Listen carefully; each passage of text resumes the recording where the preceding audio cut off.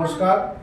আগামী 27 তারিখ বুধবার আমাদের এই সিদ্ধেশ্বরী মন্দিরের যে ঘাট আছে, গঙ্গা ঘাট, এই গঙ্গা ঘাটে আমাদের 27 তারিখ বিকেলবেলা 4টের সময় এখানে গঙ্গা আরতি হবে।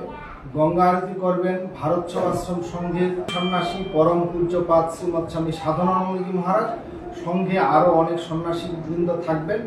সাথে আমাদের হিন্দু রক্ষী দলের ভাইরা থাকবে, যার উদ্যোগে পুরো হিন্দু জাতিকে একত্রিত করার জন্য আমাদের এই প্রচেষ্টা। এখানে আমরা সকলেই এই বরাক ভ্যালি এরিয়ার সকল হিন্দু নরনারীকে আমরা আমন্ত্রণ জানাচ্ছি।